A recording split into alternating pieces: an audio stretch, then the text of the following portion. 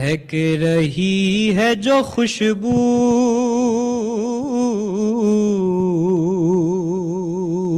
فضا کے سینے میں، بہار پر گل نرجس ہے اس مہینے میں،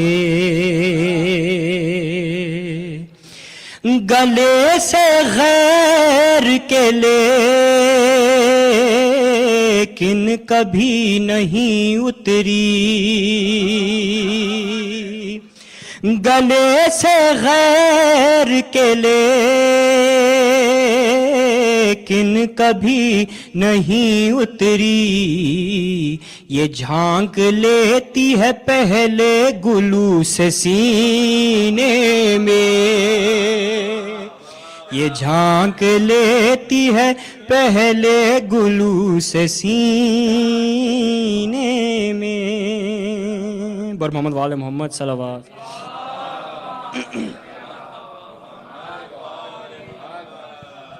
سنا ہوا منقبت استاد جعفر صاحب کا حال غم سنائیں گے،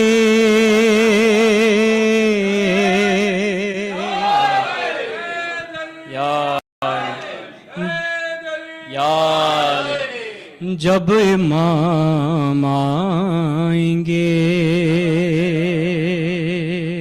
زخم دل دکھائیں گے، جب امام آئیں گے، محفل جمائیں گے، جب امام آئیں گے، بام و در سجائیں گے، جب امام آئیں گے، جشن ہم منائیں گے، جب امام آئیں گے، اور زخم ہے ابھی تازہ مکہ اور مدینہ کے، شام و کوفہ کرب و بلا ہم بھلا نہیں سکتے، از سقیفۃ آئی دم غیر سے نہیں پہنچے، جتنے دکھ اٹھائے ہیں ہم نے کلمہ گویوں سے، ایک ایک چکائیں گے، ایک ایک چکائیں گے، جب امام آئیں گے، اور شک ہے جن کو اللہ کے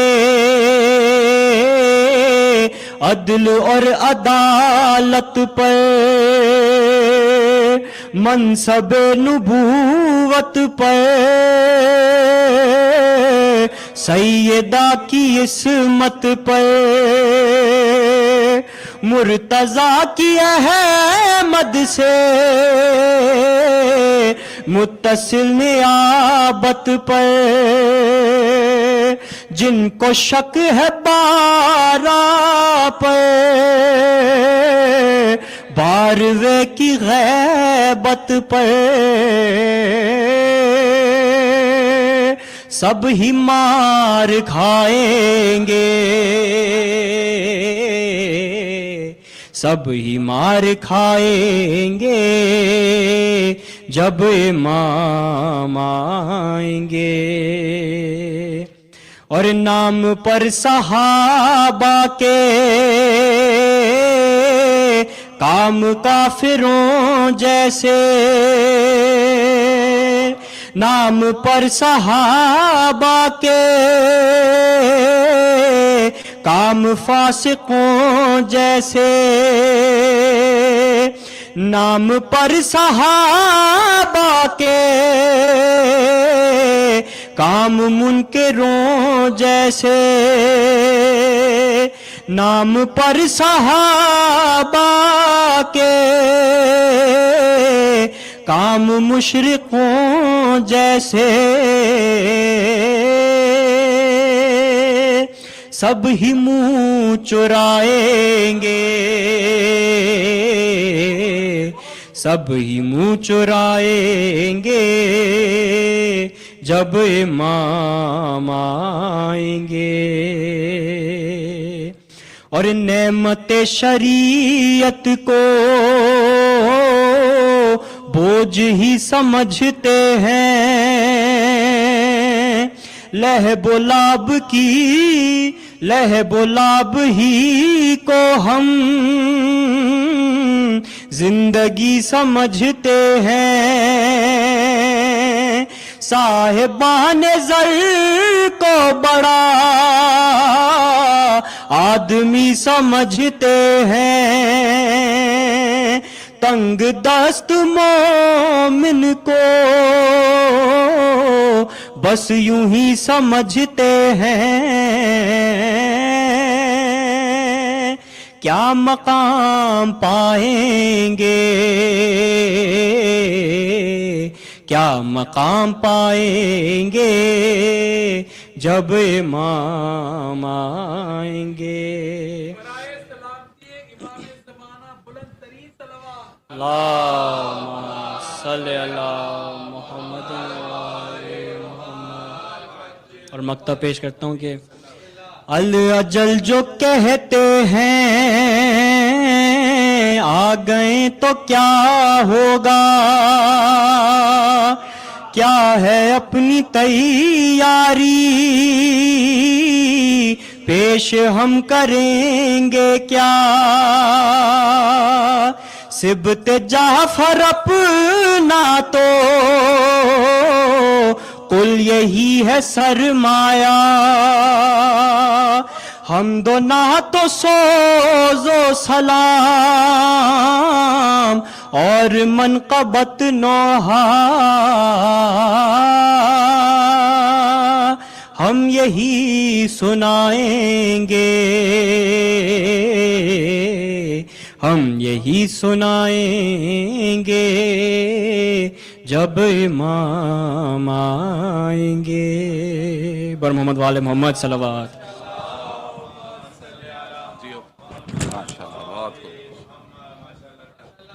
ایک اور درود کا سہارا دیجیے گا، اللہم صلی علی محمد وآل محمد وعجل فرجہ۔ بہت خوب، مولا آپ کو سلامت رکھیں۔ باکر جون آپ دونوں نے ہمیشہ کی طرح بہت خوبصورت کلام پڑھا ہے۔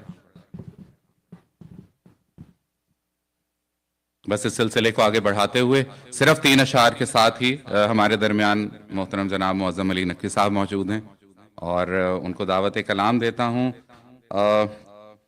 ایک ذات ہر صفت سے جدا پڑھ رہا ہوں میں، ایک ذات ہر صفت سے جدا پڑھ رہا ہوں میں، دستے خدا کو دستے خدا پڑھ رہا ہوں میں، ایک ذات ہر صفت سے جدا پڑھ رہا ہوں میں، دستے خدا کو دستے خدا پڑھ رہا ہوں میں، عباس سن رہا ہے کوئی اور کوئی حسین، عباس سن رہا ہے کوئی اور کوئی حسین، حالانکہ صرف لفظ شفا پڑھ رہا ہوں میں،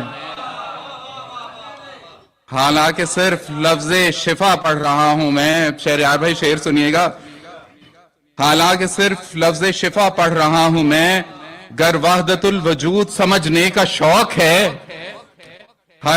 گر وحدت الوجود سمجھنے کا شوق ہے، منصور حدیث قصہ پڑھ رہا ہوں میں گزارش کروں گا معزز بھائی سے کہ برائے مہربانی وہ منقبت خانے کے لیے تشریف لائیں۔ بر محمد و آل محمد علیہ السلام بلند تر صلوات۔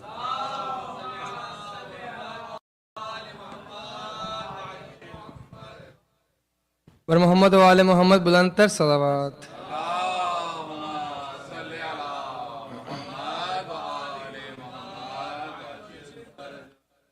آپ تمام لوگوں کو آج کے دن کی مبارکباد پیش کرتا ہوں اور مولا کے حضور سلام پیش کرنا چاہوں گا بآواز بلند تر صلوات۔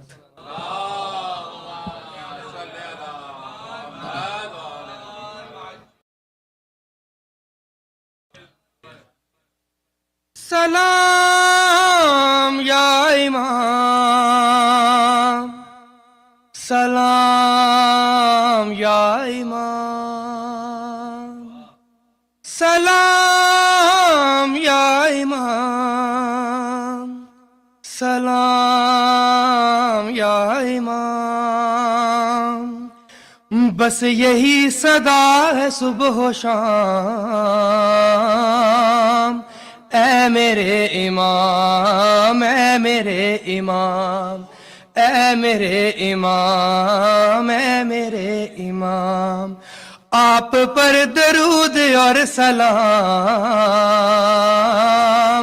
اے میرے امام، اے میرے امام۔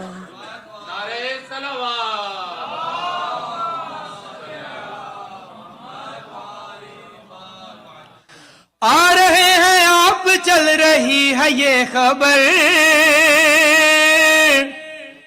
آ رہے ہیں آپ، چل رہی ہے یہ خبر، خانہ خدا پہ ہے ٹکی ہوئی نظر، سج رہے ہیں راستے تمام،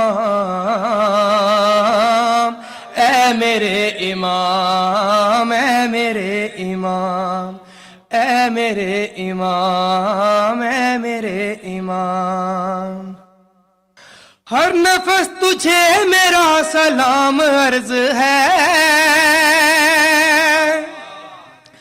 ہر نفس تجھے میرا سلام عرض ہے، میں تو کیا ہوں ہر نبی ولی پہ فرض ہے، دو جہاں میں تیرا احترام،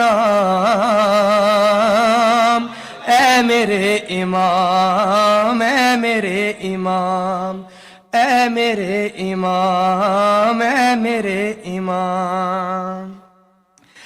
ذکر خیر آپ کا وظیفہ ہے میرا، ذکر خیر آپ کا وظیفہ ہے میرا، منقبت نہیں ہے یہ عریضہ ہے میرا، پڑھ رہا ہوں روز صبح و شام، اے میرے امام، اے میرے امام۔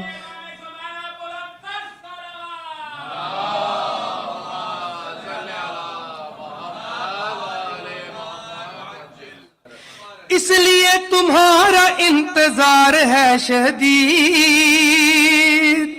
سر اٹھائے پھر رہے ہیں وقت کے یزید، آ کے ان سے لیجے انتقام، اے میرے امام، اے میرے امام، اے میرے امام، اے میرے امام۔ آپ پر درود اور سلام، اے میرے امام، اے میرے امام۔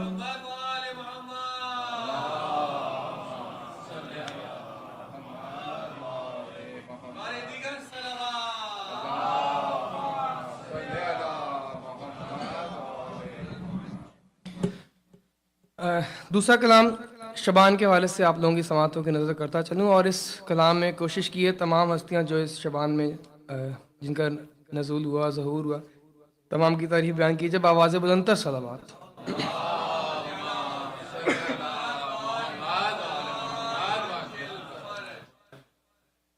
خوشیاں مناؤ، نعرے لگاؤ، خوشیاں مناؤ، نعرے لگاؤ، رب نے کیا احسان،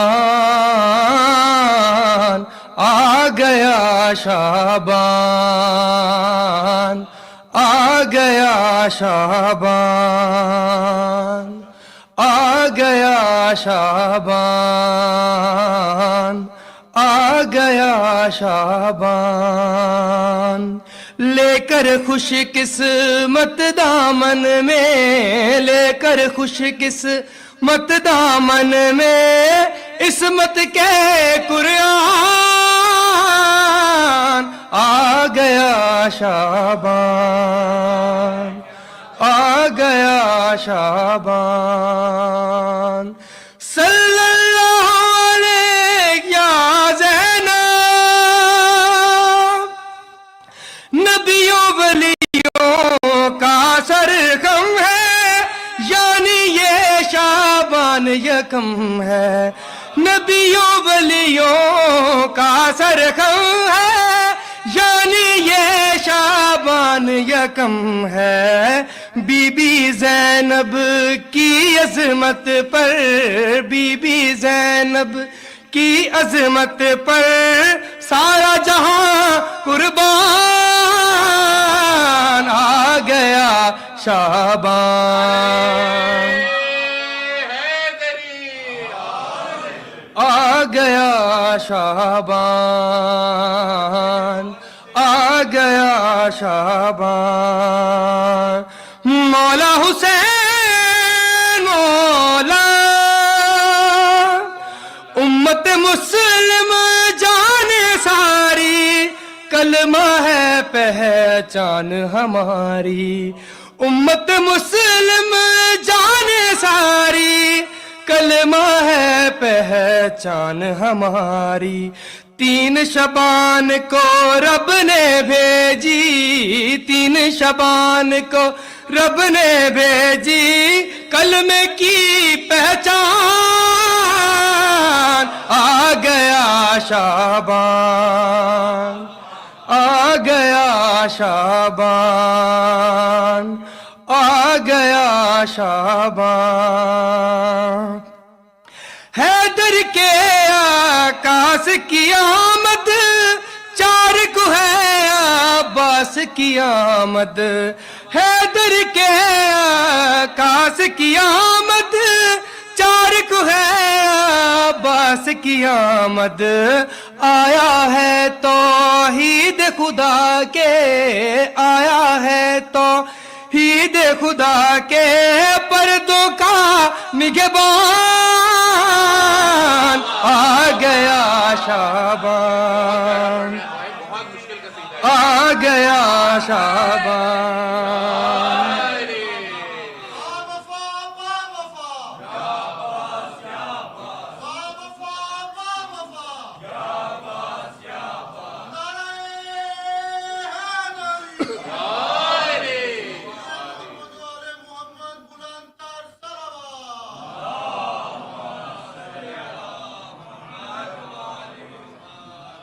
لو شعبان کی ساتھ ہے آئی، صفت سے ملنے ذات ہے آئی، لو شعبان کی ساتھ ہے آئی، صفت سے ملنے ذات ہے آئی، دیکھنے اپنا حسن حسن کے، دیکھنے اپنا حسن حسن کے، گھر آیا یزدان، آ گیا شعبان، آ گیا شعبان،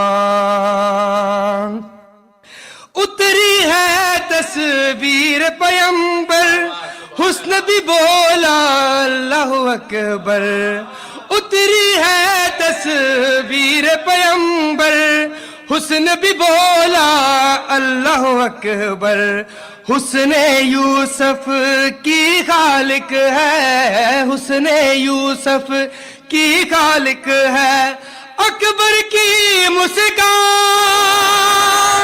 آ گیا شعبان، آ گیا شعبان، پاک حسین اور غازی آئے، پاک حسین اور غازی آئے، قاسم اکبر مہدی آئے، دھیرے دھیرے اتری سورت، دھیرے دھیرے اتری سورت آل عمران، آ گیا شعبان، शाबान, लेकर खुश किस्मत दामन में, लेकर खुश किस्मत दामन में, इसमत के कुरान आ गया शाबान, आ गया शाबान। बर मोहम्मद वाले मोहम्मद बुलंदतर सलावत।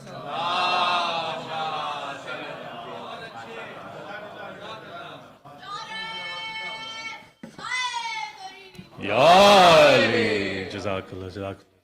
For the safety and well-being, all our reciters, Bakr, John, and Muazzam, please recite aloud salawat. Allahumma salli ala Muhammad wa ali Muhammad.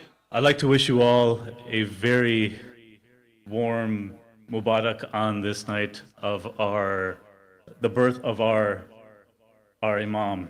I have a few announcements to make, and then I'll invite our guest speaker for the night, inshallah. Just a couple announcements. As many of you know, in the last few months, we worked on a pretty big project here, and we named it the Hazrat Abu Talib Project. And we were able to raise $1.2 million to acquire some land that is across the street, and alhamdulillah, that is in our possession now. Along with that, we had a series of engagements with the community where we heard your feedback, listened to all of you on what you had to say about the good, the bad, what you see for the future. And inshallah, we plan to continue this as we promised. So I want to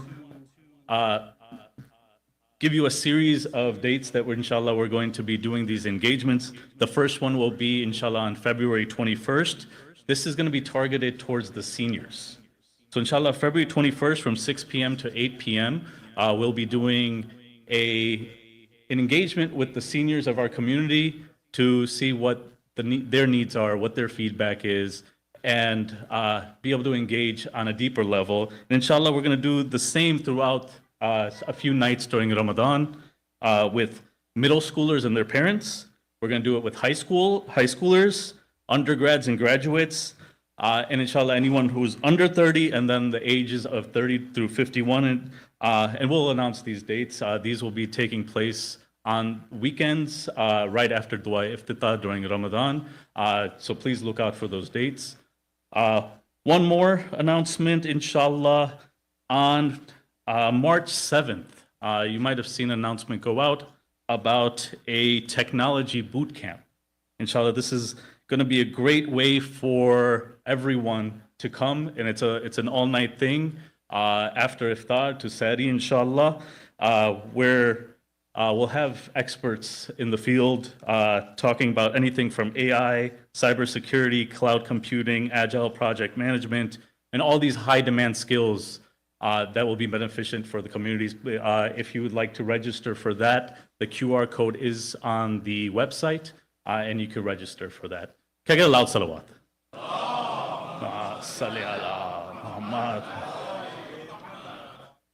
So tonight we have the honor of the presence of a special guest, and I use the word guest very lightly because even though he doesn't live in the Chicagoland area, he is definitely a household name and definitely in our hearts. And I have the distinct pleasure tonight to introduce, or welcome back, I would say, Sheikh Dr. Mehdi Hazari, a renowned scholar, scientist, and community leader. As an accomplished academic, Sheikh Dr. Hazari holds degrees from the University of Florida, the University of Toronto, and Johns Hopkins University. As a physiologist and environmental scientist, he has published numerous peer-reviewed articles and regularly presents his research at national and international conferences. For me personally, Sheikh Hazari is someone I look up to. He's a man of faith, he's a man of science, and even though he's only a couple years older than me, we'll leave it at that, he's able to run circles around me on a soccer field, mashallah. So on behalf of IEC Hussaini Management, on behalf of our resident alim, Maulana Sayyid Mahbub Mehdi Abadi Al-Najafi, I'd like to welcome back Sheikh Dr. Mehdi Hazari. For the safety and well-being of Sheikh and his family, please recite aloud salawat. Salli ala Muhammad wa alayhi wa. And with that, I'd like to request Sheikh Dr. Mehdi Hazari to come to the minbar and address the Jashan with a loud salawat. Wow.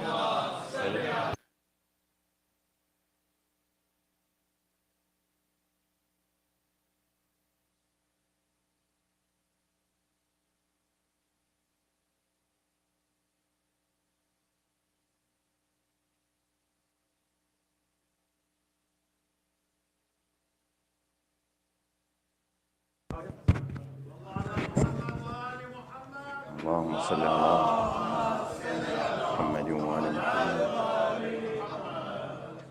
برای حجت ابن الحسن عجل اعلی ظهور بلندتر صلوات.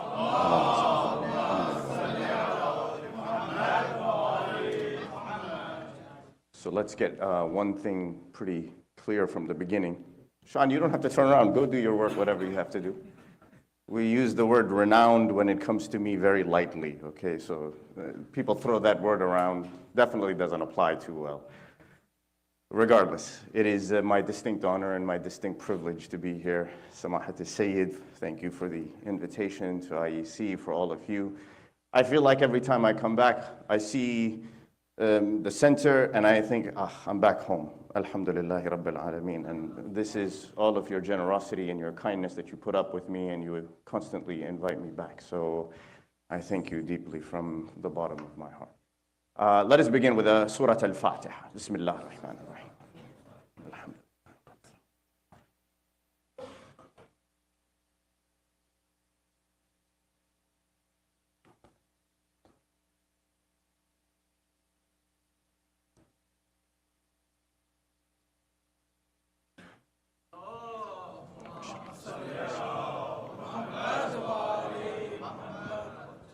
وقل ربي أعوذ بك من همزات الشياطين وأعوذ بك ربي أن يحضرون. بسم الله الرحمن الرحيم.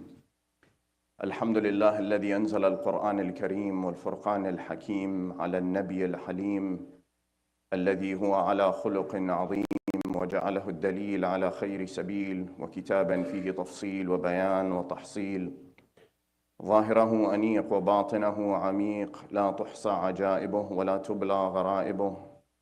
والصلاة والسلام والتحية والإكرام على من أرسل حجة للعالمين وكان نبيا وآدم بين الماء والطين سيدنا ونبينا وشفيعنا وحبيب قلوبنا وطبيب نفوسنا المصطفى الأمجد والرسول المسدد أبي القاسم محمد.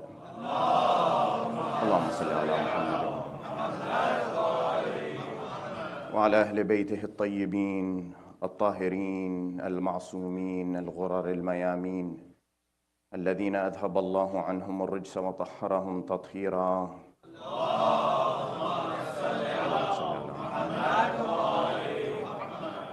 أما بعد، فقد قال الله سبحانه وتعالى في محكم كتابه المبين: بسم الله الرحمن الرحيم. وإذا جاءهم أمر من الأمن أو الخوف يذاعوا به ولو ردوه إلى الرسول وإلى أولي الأمر منهم لعلمه الذين يستنبطونه منهم ولولا فضل الله عليكم ورحمته لاتبعتم الشيطان إلا قليلا. آمنا بالله. صدق الله العلي العظيم. والسلام عليكم جميعا ورحمة الله وبركاته. My dear brothers and sisters, I want to begin by making a request of all of you, especially given what we've seen over the last few months, particularly the fall of last year, the effect, the suffering, the strife felt by our Shia brothers and sisters, those in the south of Lebanon particularly, that in these days close your eyes, in the holy days of Sha'ban, and as you lead into the month of Ramadan, pray with all your heart that Allah brings the Zahoor of His Imam. and that His hand of strength and power and resilience continues to help those who stand against injustice and tyranny. We are in need of this. Because what we don't feel in our lives is being experienced and absorbed by those standing on the front line. Always. And our aqeedah is that Allah has chosen certain people for these things, and it is upon us to pray for them and to implore Allah that His wali, that His Qaim, that the one He has chosen to restore justice on the earth comes soon, and that He begins His reign of justice and equity, inshaAllah. I mention this to you because for us, there are a few very important questions we have to consider. Because those who are standing against tyranny and injustice are the Shia of Ali ibn Abi Talib. It is the same identity we have given ourselves. It is what we call ourselves. We are proud that we are the Shia of Ali.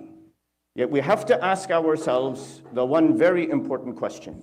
What is it that connects us to our Imam?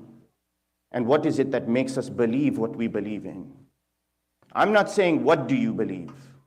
I'm saying what causes you to believe in it. Why do you believe that Allah is one? Why do you believe that He sent messengers and prophets? Why do you believe that He chose imams? And what connects you to that imam? Particularly today. This question, these two questions particularly, we have to answer them. Why? Because insan, you see today it's very evident in front of us that insan has gone in many different directions. Forget about people of different religions. Just look at Muslims themselves. Look at the Shia themselves. In how many different directions you see us going sometimes. Because in some ways we are not unified the way we should be. We don't come together. We don't support each other. We don't raise our voices for each other the way we should. And you see that Allah subhanahu wa ta'ala, He says that I sent down these prophets and I sent down these messengers to convince humanity to come to me. Always. Now, it's a strange thing. Look at the example of every prophet from start to finish. And see what they did. They came to the community. They said, look, believe in God. Leave your idols. Stop doing things that are immoral, unethical. Treat people fairly. But first begin with the belief in the oneness of Allah. That belief in the oneness of Allah, tell me, in the record that we have of all the Anbiya and Mursaleen, of the communities they came to, is the indication that the vast majority of the people believed? Or is it that the vast majority of the people probably did not believe? In fact, many did not believe. So what was it about the message that didn't work?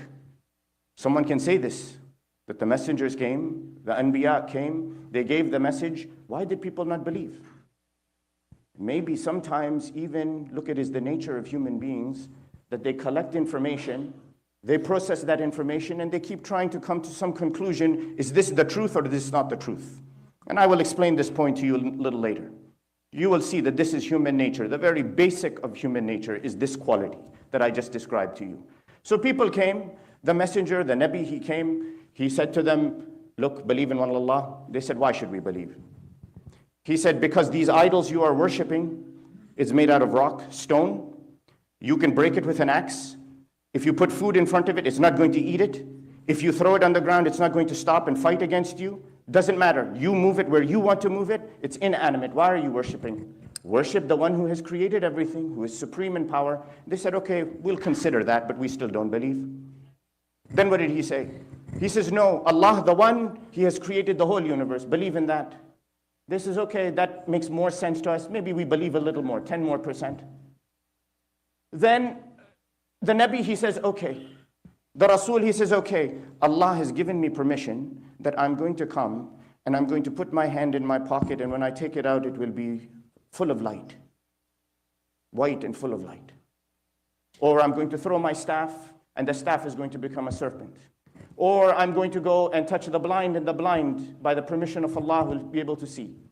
or I will raise the dead, or I will split the sea, or I will ride on a carpet in the sky, or I will talk to the birds.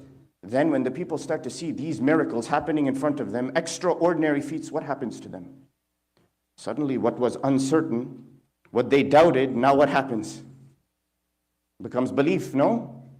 Suddenly the Prophet has done something that has taken them from 50% belief, 40% belief, now to 99% belief, because when you see the Prophet hit the sea and it splits like this, there's no question you know that this is an extraordinary act and that this human being is not like everybody else. You know he is a chosen of Allah subhanahu wa ta'ala. So you see why the prophets came. But still, even then, the people didn't believe. The people didn't all suddenly come into one umbrella, one community. In fact, the Quran even says it.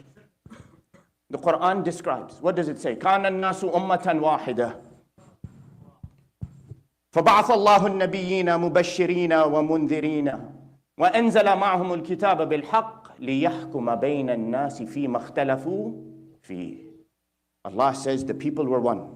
كَانَ النَّاسُ أُمَّةً وَاحِدَةً. People were one community. Quran is saying this. People were one community. Allah sent down the messengers, the prophets. And the prophets were sent as bringers of good tidings, great tidings, good news, and as warners. And Allah sent a book with them, the rule, the law. And He says, you are the ones, the prophets, the messengers, who are going to decide between the people. Why? فِيمَا اخْتَلَفُوا فِيهِ. Because the people were divided. They had differences of opinions. They were one nation, they started to divide. They started to divide. So now the Prophet comes, he gives them the answer, and the ayah, it says, it describes who are the ones who are creating the differences. It says, وَمَا اخْتَلَفَ فِيهِ إِلَّا الَّذِينَ أُوتُوهُ مِنْ بَعْدِ مَا جَاءَتْهُمُ الْبَيِّنَاتِ. The ayah is very clear. He says the ones who were making differences, who differed, they were the ones who rebelled after the true sign had come to them. Allah showed them the true sign. The truth was in front of them, they denied it. My dears, why am I telling you this? Because sometimes the true sign is in front of our eyes, yes, but we don't see it. We don't acknowledge it. We want to say that our eyes are wide open, and I'm not talking these eyes, I'm talking this eye. Our eyes are wide open, yet we are walking asleep. And that's why, what does the Imam say? It's reported, النَّاسُ نِيَامْ فَإِذَا مَاتُوا انْتَبَهُوا. People are sleeping, walking asleep. If they die, suddenly they wake up. Their eyes open up. So you see, the ayah, it says that these people came, the bayyinah, the clear proof of the prophets and the messengers came to them, but what happened? بَغْيًا بَيْنَهُمْ. Because of animosity between them, they created differences. They created differences. Now, it's a strange thing, because there is a hadith, and I'm going to tell you this hadith, and you're going to say, is this true? They say, Rasulullah sallallahu alayhi wa alihi wa sallam,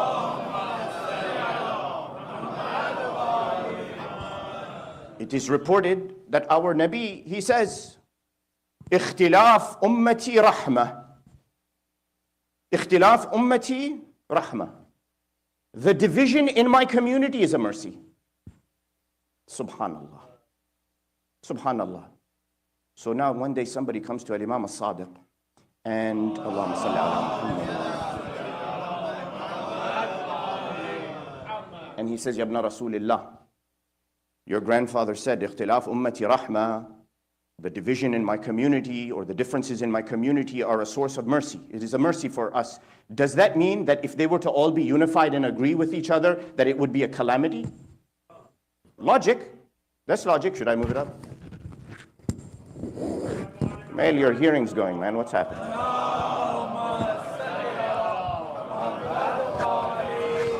Allah, I'll move this a little better. خلاص.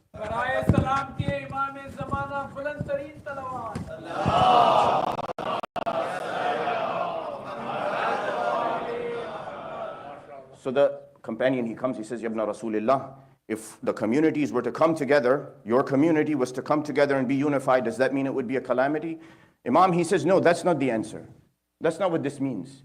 He says, have you not heard the ayah of the Quran, read the ayah of the Quran that says, وَمَا كَانَ الْمُؤْمِنُونَ لِيَنْفِرُوا كَافَّةً فَلَوْلَا نَفَرَ مِنْ كُلِّ فِرْقَةٍ مِّنْهُمْ طَائِفَةً لِيَتَفَقَّهُوا فِي الدِّينِ وَلِيُنذِرُوا قَوْمَهُمْ إِذَا رَجَعُوا إِلَيْهِمْ لَعَلَّهُمْ يَحْذَرُونَ. Have you not read the ayah that says that from amongst the mu'mineen, when the time comes to fight, some will go out and fight, but some will stay in Medina, and they will study the deen, they will do tafaqquh, meaning deep understanding of religion, they will learn and learn and learn and learn, and then they will go back to their communities and tell their communities, what did we learn?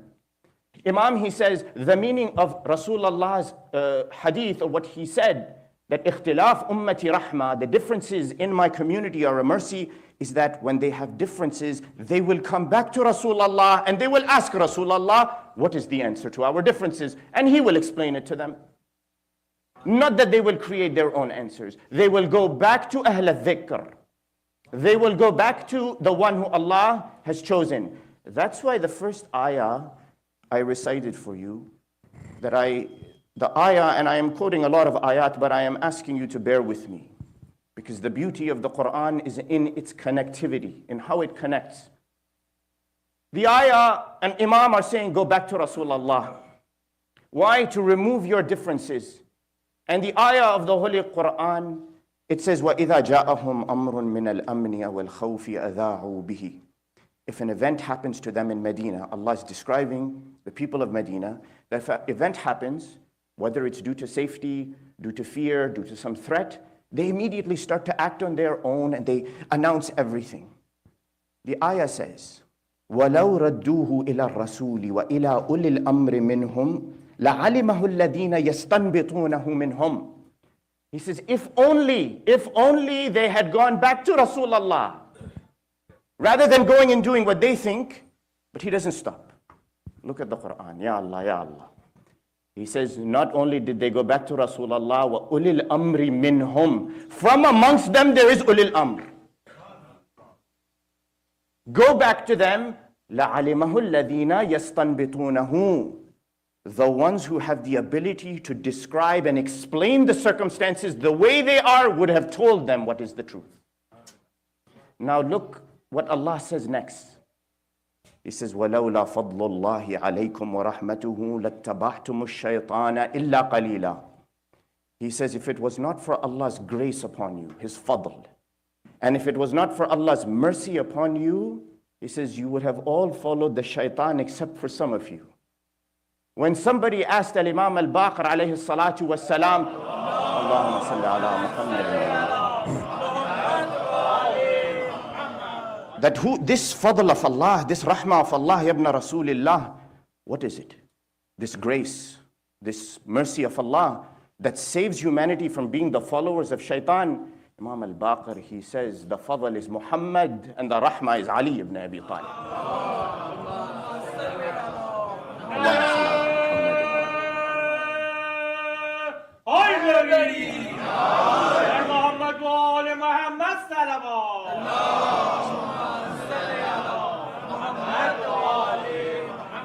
So now, you see, that's why Rasulullah, what does he say?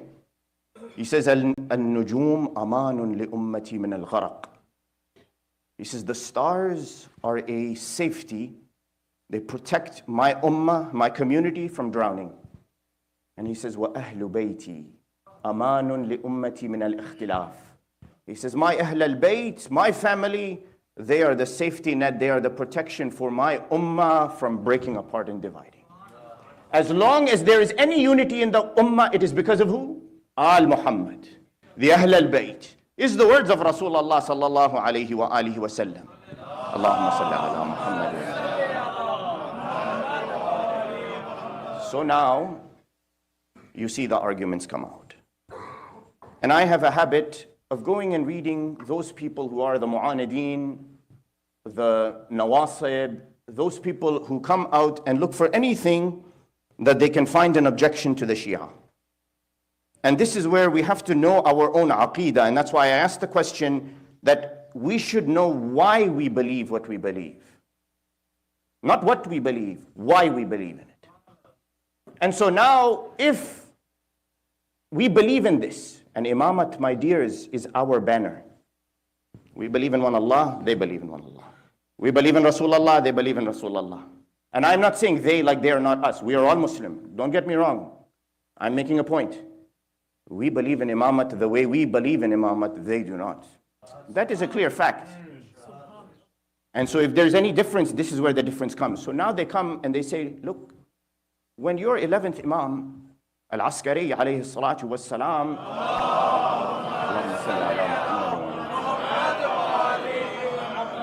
when he died, you Shia broke up into 14 groups. There is a man, a scholar by the name of An-Nawbakhti. He, in one of his books, and there are some others, who wrote that the Shia, when Aba Muhammad died, when Imam al-Askari died, when he was shaheed, that the Shia of the time, they broke up into 14 groups. Who are these 14 groups? They postulate. They say one group says that Al-Hasan al-Askari did not leave any son, imamat stopped. Another group said Al-Hasan al-Askari did not leave any son, but that a child is going to be born in the future who will come back to the lineage of Al-Askari. That's another group. Another group said, no, it was not Al-Askari. After Askari died, he passed the imamat to his brother Ja'far. You all know this story.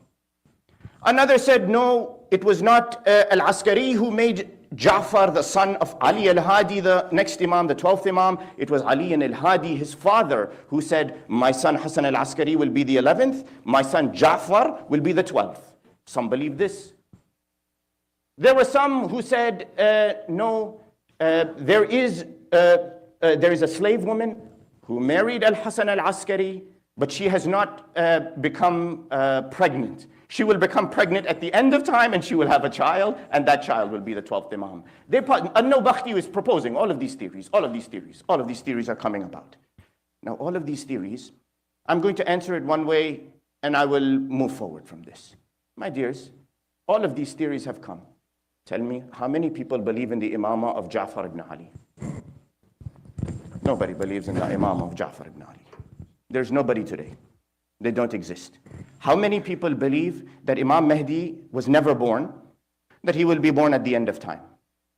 The 20 million Shia, 21 million Shia, 23 million Shia, whatever that number is, that go to Karbala on the day of Arba'in, ask each and every one of them, who is Al-Imam al-Mahdi? They will say he is Al-Hujjah ibn al-Hasan. He was born on the 255th of after Hijrah. 260th after Hijrah, he began his minor occultation, Ghaibat al-Sughra, when his father died, and he is the Imam in Ghaibah. These other 13 firaq, these other 13 factions that you claim to exist, where are their adherents? Who are they? Where are they? No, the only are the Imamiyya, the Mahdawiyya, the ones who follow the 12 Imams. That is us. There is no one else. This is a very flimsy excuse. But the proponents of these arguments, what are they trying to do? They're trying to sow uncertainty amongst the Shia. Yes? And this is where I will now go and I will finish, inshallah. MashaAllah, you have reciter. Samahat al-Sayyid, you will benefit from him much better than you will benefit from me anytime. So, I will finish this. Shahriya already is sitting there. You and I match tonight, my dear, don't we? I don't have the guts to wear the red and the pink. Dr. Javed, come on, man, pink shirt. Subhanallah. Oh, it's like a rose sitting in the back. You got the orange, you got the red. I mean, this is the most colorful I will do. I was actually packing a black because I wear black to everything. I always wear black. But my wife looked at me and she says, no, don't wear black. It's not good to do it on the day of Mawlid like that. So I said, khalas, that's it. You have to. Yeah, that's it. No, I'm done. So these people, they're creating uncertainty. Just like the followers of the Anbiya and Mursaleen. Yes? In the time of the Anbiya and Mursaleen, those who were the enemies of the prophets, they wanted to sow uncertainty. What is it about insan that causes us to be uncertain? Let me stop here. Insan has a tendency inside of him and her called cognitive closure. You know I wouldn't go a whole speech without mentioning some craziness, right? Cognitive closure. Cognitive closure, it means that I don't like things that are unexplained. I need to have some idea of why things are the way they are. Even if I don't understand, what does a human being do? Today, wal-ayadhu billah, we see a musibah, a problem, some bad calamity that happens. May Allah keep you and your children safe. May Allah never allow the bala come upon you, but if it does, and we cannot explain why this happened, what do we say? We say Allah chose it. And why do we say that? Because it gives us cognitive closure. It gives me a reason in my mind that makes sense to me, that closes the circumstance so that I don't have to worry about why it happened. This is called cognitive closure. We don't like uncertainty, and we do this continuously in our life until we get closure, right? You will do this. I'll give you an example, okay? Shani Abbas comes to me. He says, there's the best donuts place here in Glendale Heights, and he gives me a weird direction, doesn't tell me exactly, maybe he doesn't want me to eat it, and I believe him because I know he's truthful. I go to try to find the donut shop, I can't find it. Next day I go ask him again. I'm still hypothesizing. Now, the first answer to my hypothesis, there's a donut shop, I gotta hit it up. I gotta eat donuts, all right? I'm a Canadian, I have my donuts, my coffee, I'm good. So I have to find this donut shop. Next day he comes, he says, okay, well, I didn't know it myself, but now I know that you have to go down this road, you have to make a right, and turn left on this road, and you'll see it next to the gas station over there somewhere. I go, I follow it, I don't find it there. But I asked someone on the side of the road, my mind is still hypothesizing. I got the first answer, there's a donut shop. The second answer I got the next day, you take this street, that street, that street.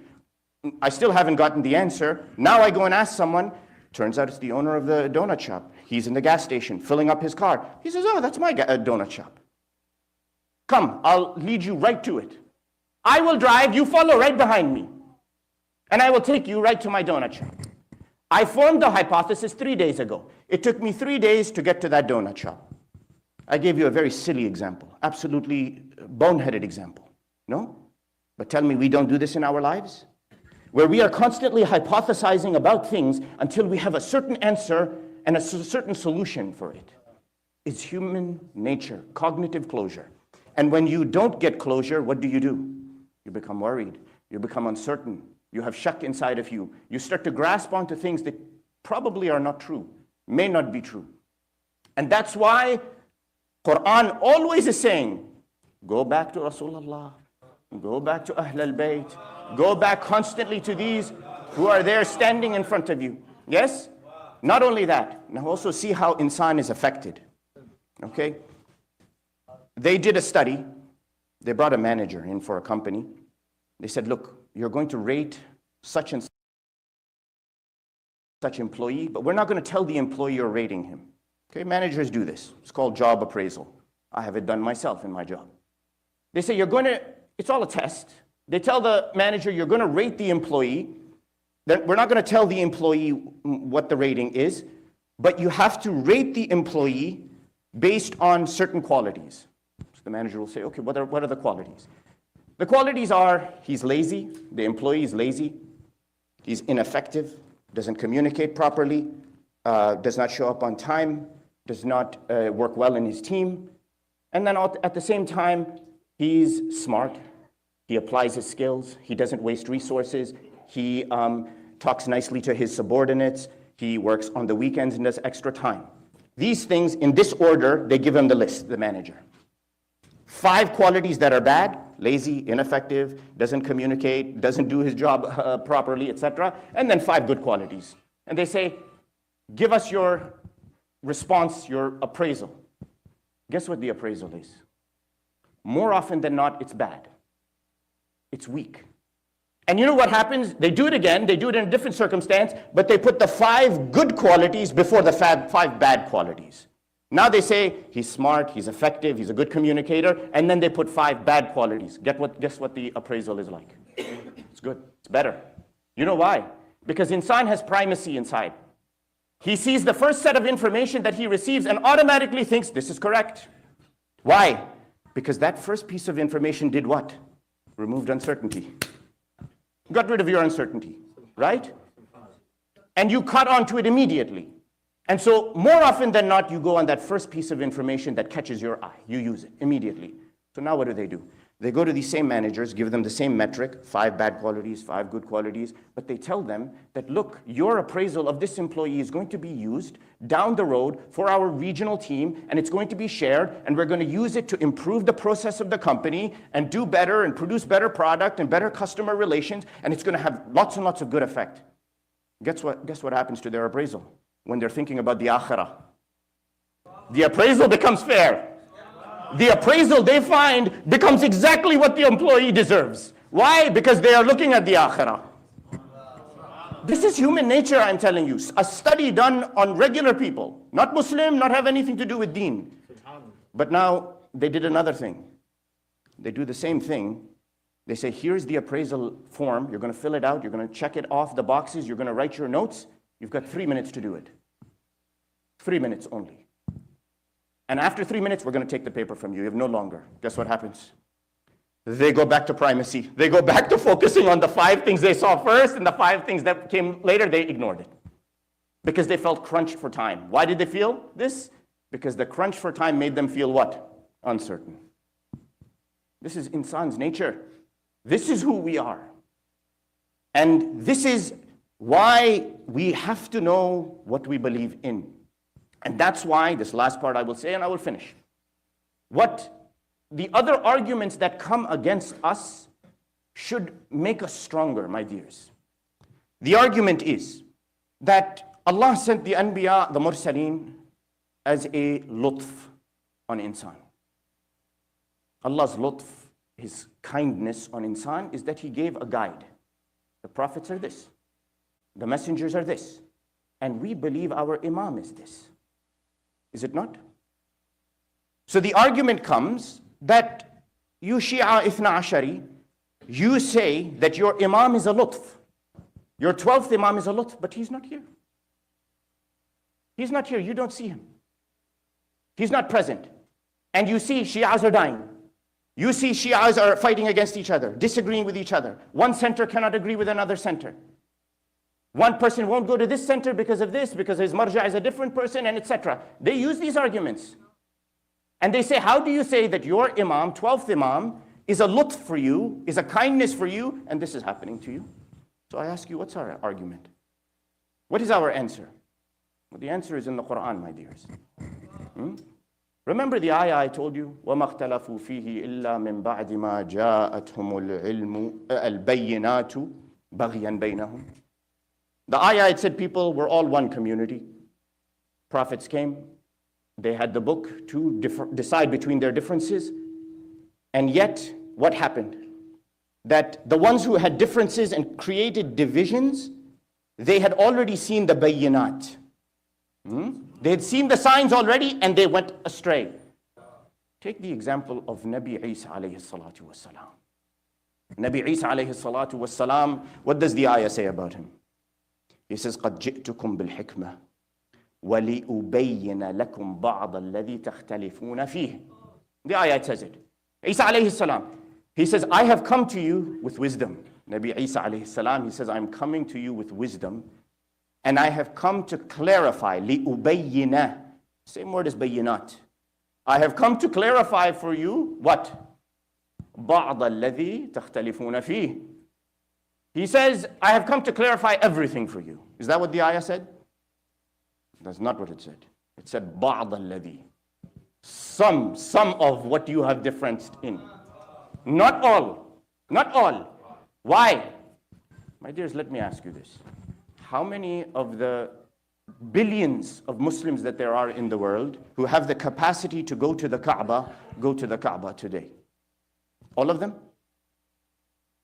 All of them? Let's even estimate it's 80%. I think that that's a fairly high estimate, right? Those 20% who don't go, is that the fault of the Kaaba? Is it? Those who go to the Kaaba, they get the lutf of the Kaaba, no? They get the benefit, the kindness. You ask your dua, Allah answers you because you are sitting in the house of Allah. Those who don't go, is that the Kaaba's fault? No? You know where I'm going. You're a knowledgeable crowd, yes? There's only one whose example has been given, the example of the Kaaba. تُؤْتَى وَلَا تَأْتِي. They come to you, you don't go after them. Yes? Ya Ali. The lutf is there, my dears. The lutf is there. The lutf is there. And that's why you see that the hand of the Imam is constantly working. It's just you don't see it. You don't sense it. You don't feel it. That's why even Nabi Musa alayhi salam, when he met his partner, yes? When he met his partner, and the partner went and did what? He killed the young man, he poked a hole in the boat, and he built up the wall. And he objected. Musa alayhi salam objected. He objected. And what did the partner say? He says, you will not be able to be patient. You will not. Because there are some things that you don't know, that are happening of the lutf of Allah. The hand of Allah is moving and you cannot see it. This is us, my dears. This is us. This is our nature. And that's why we have to cultivate the eyes of our heart. Yes? So let me finish with this, my last word. In the time of our beloved Imam Ajjalallahu Ta'ala Farajahu Sharif,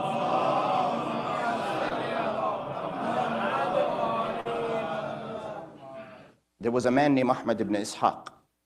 Ahmad ibn Ishaq was a true companion. He was trustworthy. He was a narrator of the hadith of the Ahl al-Bayt. He was from Qum. He had come with some zuwar to Iraq, to Samarra. Now you know, in the Ghaibat al-Sughra, nobody saw the Imam except for the 4 Nuwab. He came, and this is in the early days. He received a letter from one of the Shia, and the Shia said, look, you are one of the ru'asa, you are one of the leaders of the people of Qum, the Shia of Qum. Here is a letter from Ja'far ibn Ali al-Hadi alayhi salam. The son of Imam Ali al-Hadi, the brother of Imam al-Askari, Ja'far ibn Ali. This is a letter from him. So this man, Ahmad ibn Ishaq, he opens the letter, he starts to read, and he sees the letter and he immediately becomes afraid from reading the letter. The letter says that I am Ja'far ibn Ali, I'm the brother of Al-Hasan al-Askari, and I am the 12th Imam after my father. All the knowledge, everything is with me. If you need your religious answers, to questions, come to me, I will answer, I will collect your khums, etc. I am the trustworthy after my father and my brother. I am the Imam. He becomes afraid. He writes a letter to Al-Imam al-Mahdi, and he asks. Al-Imam al-Mahdi, it's reported, writes him a letter back through the Nuwab. In this letter, the Imam, he says, we received your letter. I'm paraphrasing. We received your letter. He says, may Allah protect you, Imam says, may Allah protect you from the fitna. Now I want you to pay attention to what our Imam is saying, our 12th Imam. He says, I want you to know that Allah will protect you and that He will keep you on the right path. Imam says in the very beginning of this letter, he says, if you had read the letter of Ja'far ibn Ali and paid attention, you would have seen the lies inside of it. Subhanallah. Imam is saying that the answer is in front of us. We are not paying attention. It is definitely hard to see, but if we were to open our eyes, our basira, we will see it. He says the answer is in front of you in that letter if you would only pay attention. The Imam, he says, Allah graced humanity because He gave us 3 things. Imam is writing in his letter. He says He gave you eyesight, He gave you hearing, and He gave you af'idah. You know the ayah of the Quran. Hearing, eyesight, and af'idah. Look what he points to. Imam is pointing. He says, use these tools to acquire the truth. See the truth, recognize it. Hear the truth, recognize it. But more importantly, my dears, your heart should see the truth and recognize it. And if it is not recognizing the truth, then you have entered inside of your heart something that doesn't belong there. Whether that's the love of your children, the love of your spouse, the love of your mal, the love of your house, whatever it is. This is hayat al-dunya. So Imam, he says, follow this. He says, Allah, He chose a system by which insan is guaranteed success. He says He sent the prophets. And these prophets came with signs that pointed out the truth without a doubt. There's no uncertainty in it. He says one of them came he threw his stick, and the staff became a serpent. Another of them was thrown into the fire, and the fire became cool by the permission of Allah. Another of them came, he placed his hand on the dead, on the blind, he raised the dead, and he cured the blindness of the blind one. Another of them came, and he spoke to the animals. And then finally, Allah graced humanity with His Master Muhammad sallallahu alayhi wa alihi wa sallam.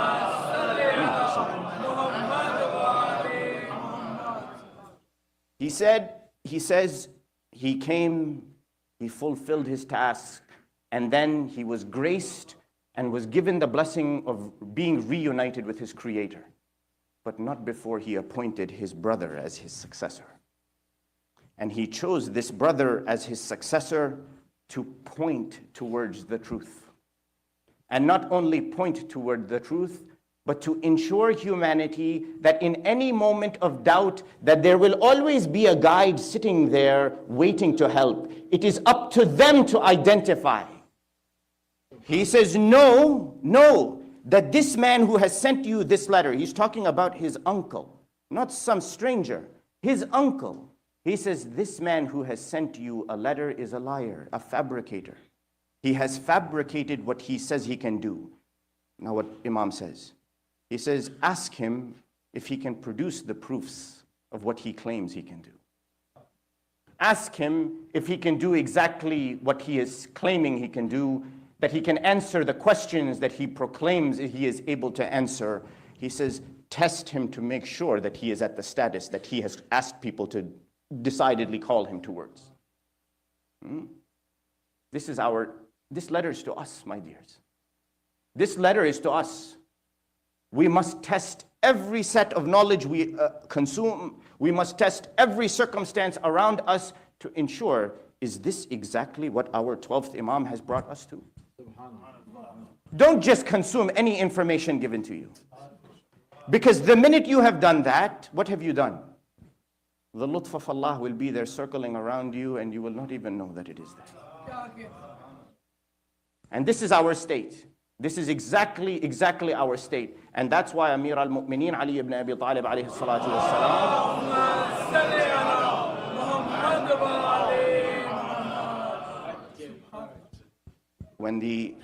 when they came and they asked the question that why did Ali not fight against the three? The valid question. But quickly thereafter in the Jamal he fought. Quickly thereafter in Siffin he fought. Quickly thereafter in Nahrawan he fought. Yes, the three groups. Why didn't he fight the three? The simple answer is because he is the truth. And the truth does not need to proclaim itself. People have to come and find it. It is only when someone comes to fight against the truth that truth has to fight against them. That's why you see the position of Ali ibn Abi Talib. That's why you see the position of A'imma al-Athhar alayhim as-salatu was-salam. And my last sentence, that's why the obligation is on us to find the truth. Imam indeed is there helping us. Imam indeed is there guiding us. But we have to ask ourselves, why have we not seen the truth? Why have we not perceived the truth? Why has it not sunk deep inside of our hearts? Indeed, he is walking amongst us. Indeed, his hand is moving us when we believe. Indeed, he is standing with those soldiers fighting against oppression. As the enemy says, I have heard it, they say, we hear ghosts, like the wind is talking with these fighters of Ahl al-Bayt. It is like the wind is talking. Who is that? That is the Iman and the Lutf of Allah. That is the Iman and the 12th Imam. And that's what we have to cultivate. That's what we have to see with the eyes of our hearts. أقول قولي هذا أستغفر الله لي ولكم بسم الله الرحمن الرحيم. اللهم إنا نسألك وندعوك ونقسم عليك بحق الزهراء وأبيها وبعلها وبنيها والسر المستودع فيها لعن الله ظالميها. اللهم شافي كل مريض اللهم رد كل غريب، اللهم فك كل أسير، اللهم غير سوء حالنا بحسن حالك يا كريم، اللهم وفقنا لمراضيك وجنبنا معاصيك وثبت أقدامنا على صراطك المستقيم، وخذ بأيدينا إليك يا أرحم الراحمين، وفرج عنا يا الله فرجا عاجلا قريبا كلمح البصر أو هو أقرب من ذلك، وافرغ علينا صبرا وتوفنا مسلمين، والصلاة والسلام على سيدنا محمد وآله الطيبين الطاهرين.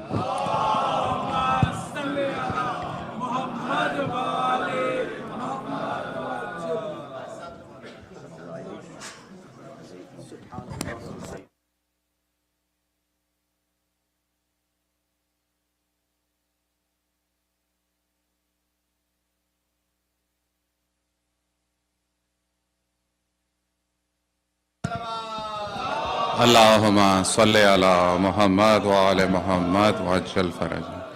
Thank you very much, Maulana, for your kind presence and phenomenal speech. Jazakallah. Maulana की सेहत और सलामती के लिए एक बुलंदतर सलावात. Allahumma salli ala Muhammad wa ala Muhammad wa ajal. क़िबला इजाज़त है. बस इस सिलसिले को आगे बढ़ाते हुए आज हमारे दरमियान बैनुल अक़वामी शौहरियत याफ्ता मनकबत खान मीर मोहसिन जी मौजूद हैं, और इस सिलसिले को आगे बढ़ाते हुए और एक ट्रांजिशन करते हुए इंग्लिश से वापस उर्दू में आपके सामने चंद अशार, और आपसे गुजारिश है कि बराए मेहरबानी आप थोड़ा सा आगे तशरीफ़ ले आएँ, क्योंकि हॉल जो है तकरीबन फिल है बैक एंड के ऊपर और आगे बहुत जगह मौजूद है. बराए मेहरबानी वर मोहम्मद व आले मोहम्मद अलैहिस्सलाम बुलंदतर सलावात. अल्लाहुम्मा सल्ली अला मोहम्मद व आले मोहम्मद. मेरे भाई मौजूद हैं, बहुत आशना चेहरे सामने. इससे पहले कि मैं बहुत अदबन गुजारिश करूं नाम लेके, आपसे गुजारिश है कि आप खुद ही आगे तशरीफ ले आए, सलावात का सहारा दीजिएगा. अल्लाहुम्मा सल्ली अला मोहम्मद व आले मोहम्मद व अज्जिल फरजहुम.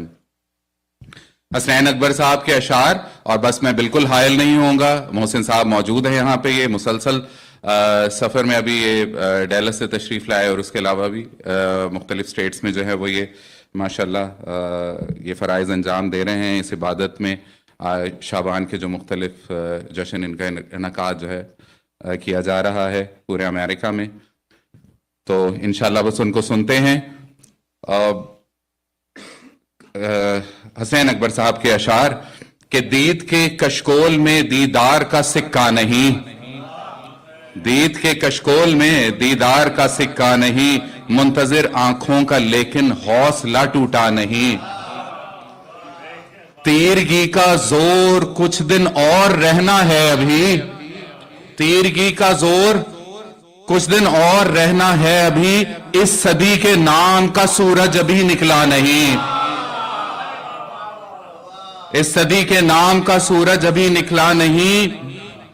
बस यही काफी है मुझको तेरे होने की दलील, बस यही काफी है मुझको तेरे होने की दलील, मैं अभी तक इस जहां में टूट कर बिखरा नहीं. और यह हकीकत है कि हम पे जो है वो हमारे हुज्जतुल्लाह की जो नजर है इसे ने हमें कायम रखा हुआ है. आज मौजूद हैं, बैठे हैं, खड़े हैं, मौजूद तो सिर्फ और सिर्फ उस हुज्जतुल्लाह की नजर, उनको लुत्फ़ करामात के सदके. मैं अभी तक इस जहां में टूट कर बिखरा नहीं, रिस्क दुनिया, रिस्क दी, रिस्क शिफात, रिस्क फन. बहुत खूबसूरत शेर. क्या क्या रिस्क है जो हमें मिल रहा है. रिस्क दुनिया, रिस्क दी, रिस्क शिफात, रिस्क फन, गैर का मेरे दहन में एक भी लुकमा नहीं, गैर का मेरे दहन में एक भी लुकमा नहीं. और हासिल शेर, बस आखिरी हासिल कलाम ये शेर कि गैर का मेरे दहन में एक भी लुकमा नहीं, इंतजारे हुज्जते दौरा में है आबे हयात, इंतजारे हुज्जते दौरा में है आबे हयात, आदमी मर जाए भी तो अल अजल मरता नहीं. यह है इस इंतजार की इबादत. मैं गुजारिश करता हूं मोहतरम जनाब मीर मोहसिन जी से कि बराए मेहरबानी मनकबत खानी के लिए तशरीफ लाएं. बर मोहम्मद व आले मोहम्मद अलैहिस्सलाम बुलंदतर सलावात. अल्लाहुम्मा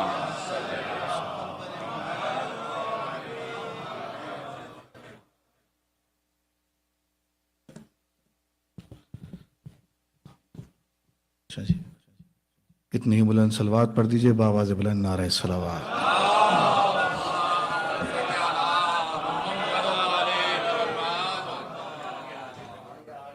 سلامت رہیں. اگر درود پڑھتے پڑھتے تھوڑا سا اگر آپ آگے آ جائیں گے تو میری حوصلہ افزائی ہو جائے گی.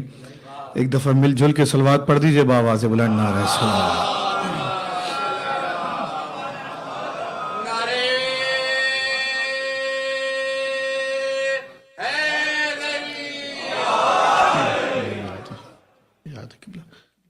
میں 4 مصروں سے آغاز کرتا ہوں، مجھے پتہ چل جائے گا میں نے کتنی دیر پڑھنا ہے. ایک دفعہ مل کے صلوات پڑھیے بآواز بلند نعرہ صلوات.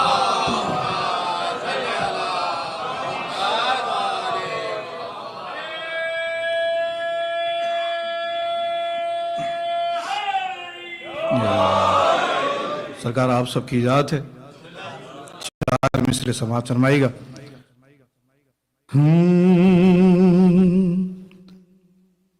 میرے ہر خواب کی تعبیر لکھنا آ گیا ہے. تھوڑا سا میرا ساتھ دیجیے گا. میرے ہر خواب کی تعبیر لکھنا آ گیا ہے. میرے ہر خواب کی تعبیر لکھنا آ گیا ہے. میرے بچے کو اب شبیر لکھنا آ گیا ہے.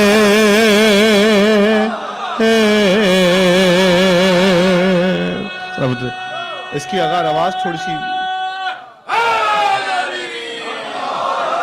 اگر اس کا تھوڑا سا ایکو بڑھ جائے تو میری آواز کے لیے تھوڑی اچھا سلامت ہے. میرے ہر خواب کی تعبیر لکھنا آ گیا ہے. میرے بچے کو اب شبیر لکھنا آ گیا ہے. مصرع سماعت فرمائیے گا. اٹھا کر ہاتھ اب بچہ میرا کرتا ہے ماتم، اسے خود ہاتھ سے تقدیر لکھنا.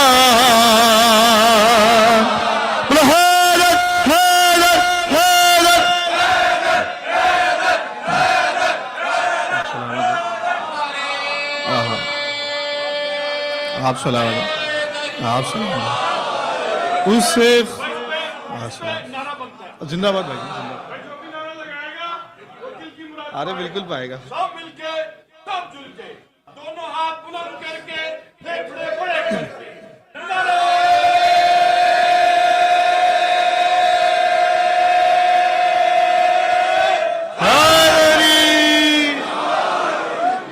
اٹھا کر ہاتھ اب بچہ میرا کرتا ہے ماتم، اسے خود ہاتھ سے تقدیر لکھنا آ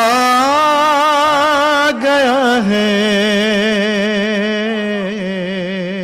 ایک دفعہ مل کے صلوات پڑھیے بآواز بلند نعرہ صلوات.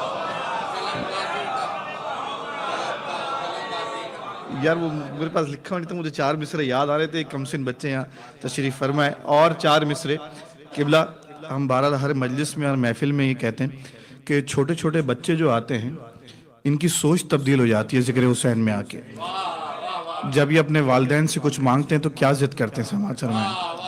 4 مصرے آپ کی سماعت و نظر. نہ مال و زر نہ شہرت و جاگیر چاہیے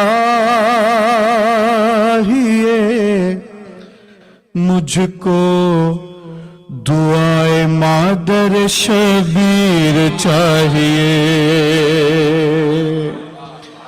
میں کہہ رہا ہوں نہ مال و زر نہ شہرت و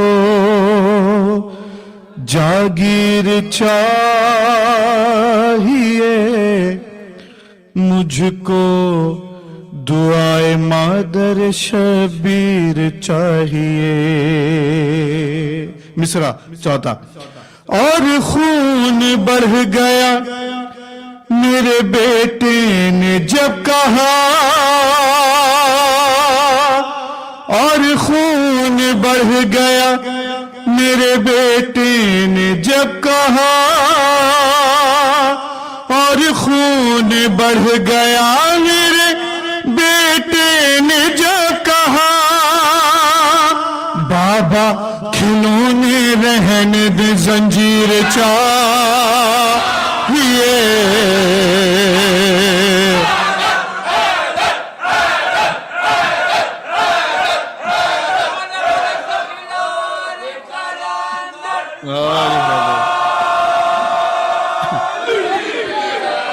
اور خون بڑھ گیا میرے بیٹے نے جب کہا, اور خون بڑھ گیا میرے بیٹے نے جب کہا, بابا کھلونے رہنے دیں زنجیر چاہیے مجھ کو دعائے مادر شبیر چاہیے. مل کے صلوات پڑھیے بآواز بلند نعرہ سلام.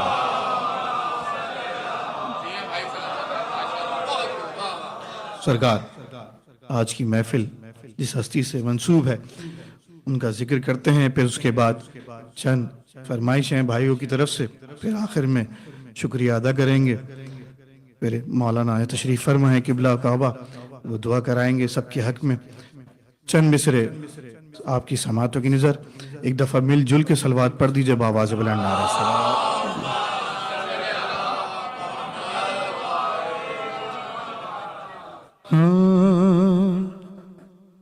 غلاموں نے محفل سجائی ہوئی ہے, تشریف لانا امام زمان. غلاموں نے محفل سجائی ہوئی ہے, تو تشریف لانا امام زمانہ. چلاؤ گے غیبت کے پردے سے کب تک, نظام زمانہ امام زمانہ.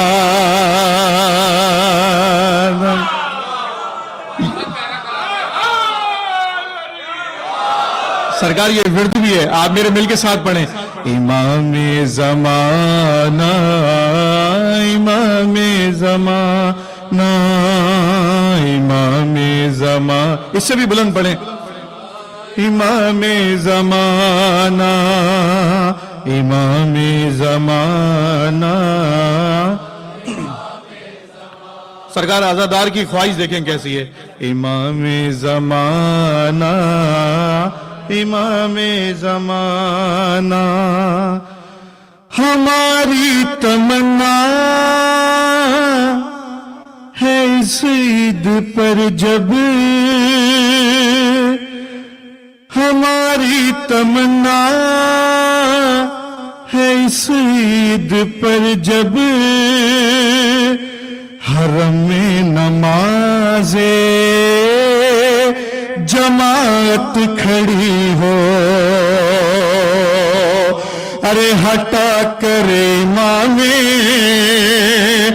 जमात को पीछे इमामत कराना इमामे ज़माना, इमामत कराना इमामे, सब मिलके पढ़े ना इमामे ज़माना, ज़माना इमामे ज़माना। मिसरा समाज फरमाइएगा। न कुरान पढ़ा है न नहजुल बलागा,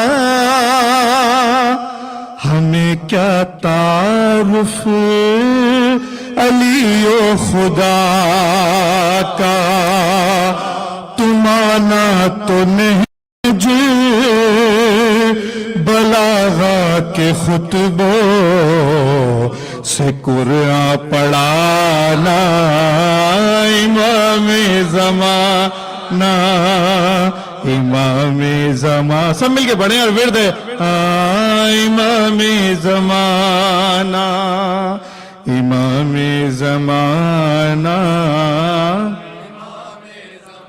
हाँ निगाह ढूंढ निगाहें मुसलसल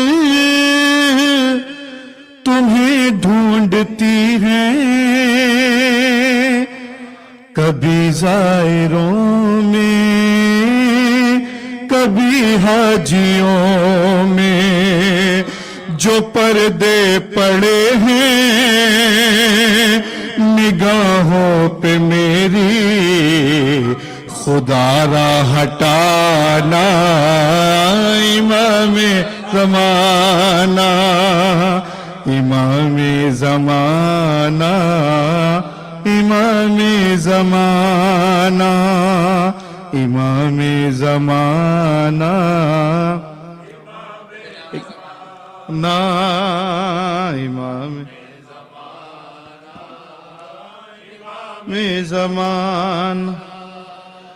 तुम्हारी गुलामी में जो आ गया है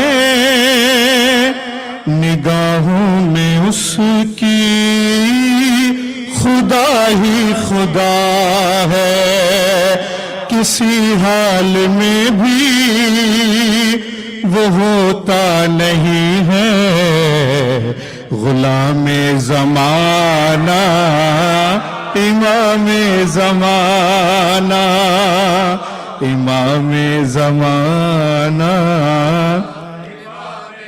माना इमामे ज़माना,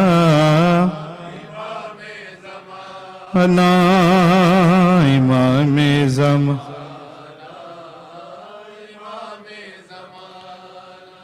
तुम्हें देख कर मुनकिरों की निगाहें तो खुल जाएंगी खुद, गुजारिश यही है मुसैरी जवानों की इस्लाह करके नमाजी बनाना इमाम हैदर हैदर हैदर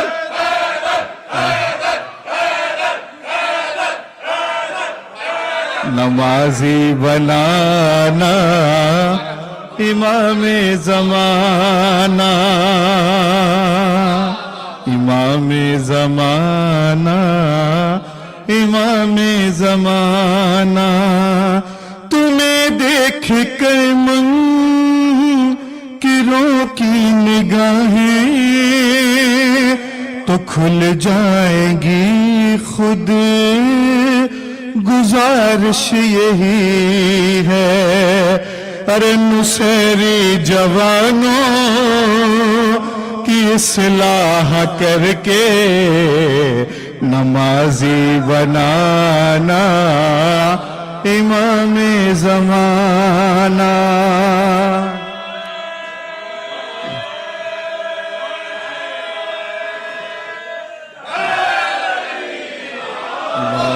زمانہ امام زمانہ. مصرع سماعت فرمائیے گا.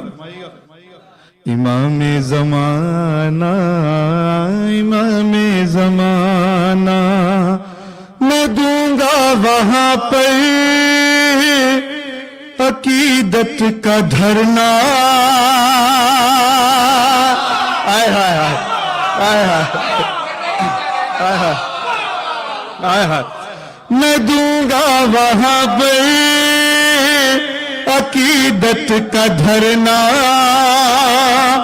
خدا سے کہوں گا اب حکم کرنا. اگر مچھلیاں یہ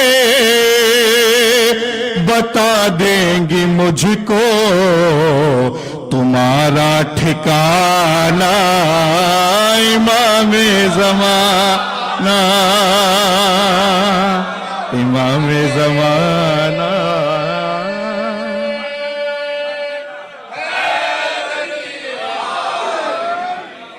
اتنی بلند صلوات پڑھ دیجئے بابا سے بلند نعرہ السلام. بھائی نکل سکتا ہے. برای یوسف زهرا بلندتر صلوات.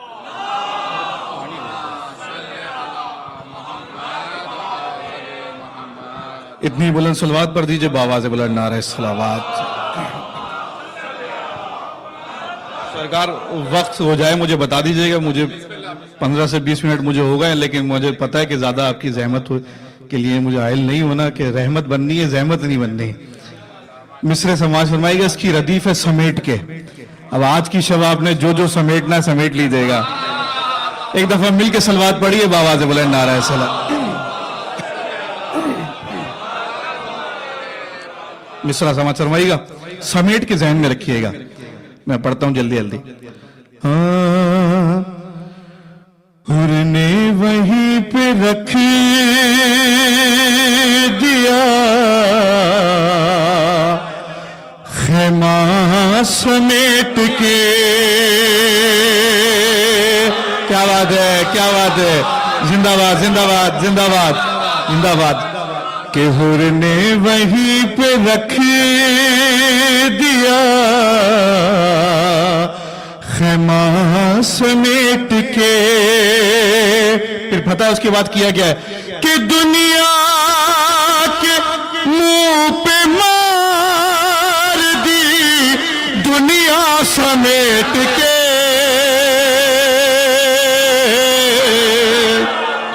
حر نے وہیں پہ رکھ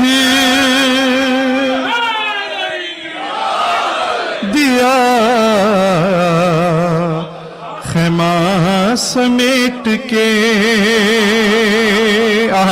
آپ کی یاد ہے میں پہلے ہی مصرع پڑھتا ہوں.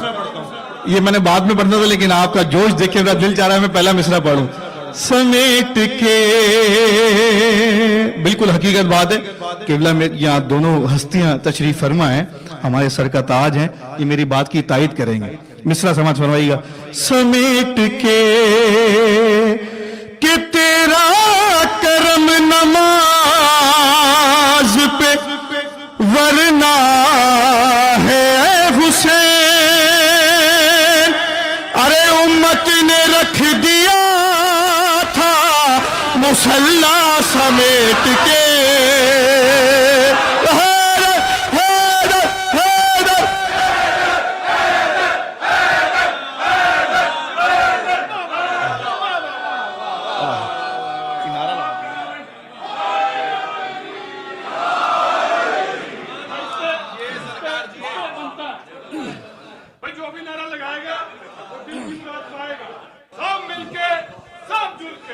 دونوں ہاتھ بلند کر کے پھیپھڑے بڑے کر کے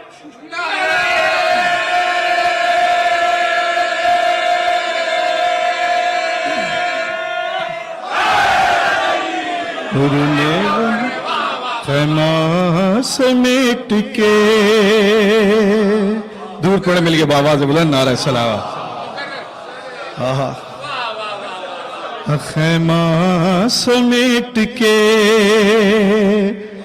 کہ تیرا کرم نماز پہ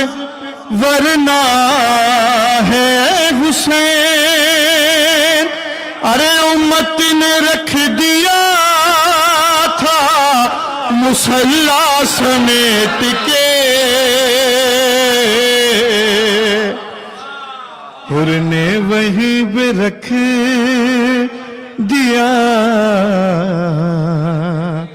خیمہ سمیٹ کے. سرکار مصرع سماعت فرمائے گا. یہ مصرع میرے پاس آیا تو میں پوری رات سوچتا رہا.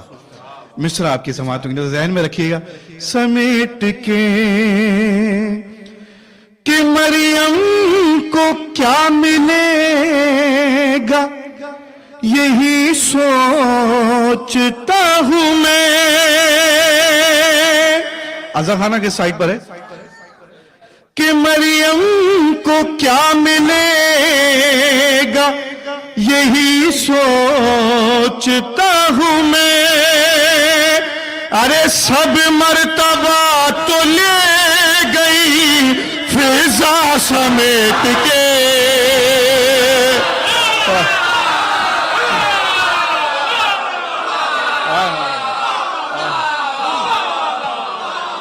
سب مرتبہ تو لے گئی فضا سمیٹ کے.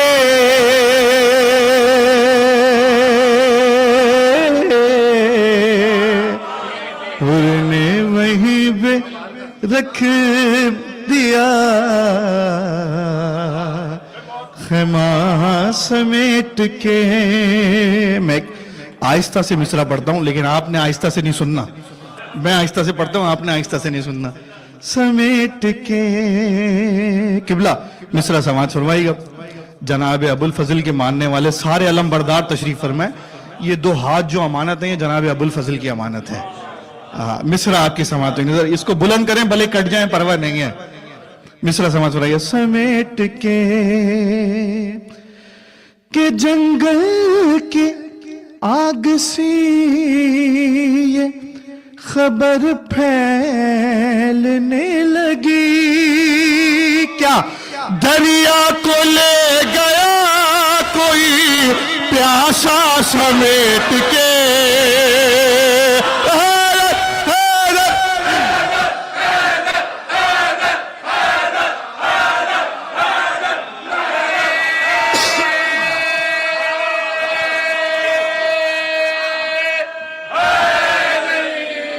دریا کو لے گیا کوئی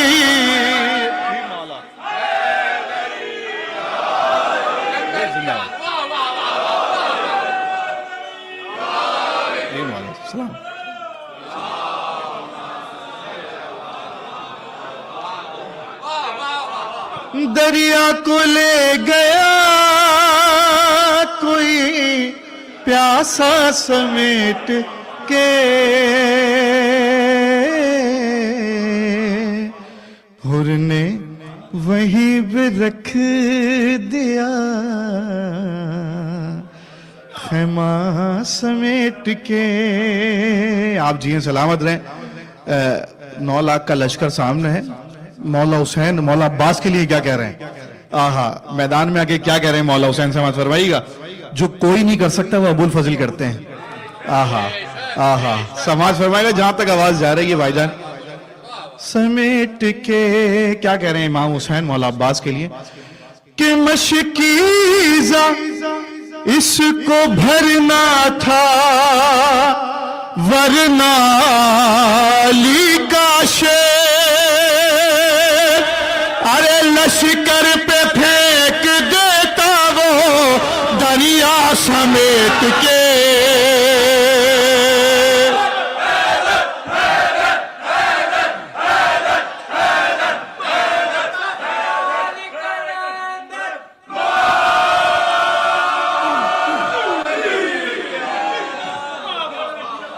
لشکر پہ پھینک دیتا وہ دریا سمیٹ کے. حر نے وہیں پہ رکھ دیا خیمہ سمیٹ کے. سمیٹنے کا آپ لطف لیجئے گا. آپ کربو بلا کی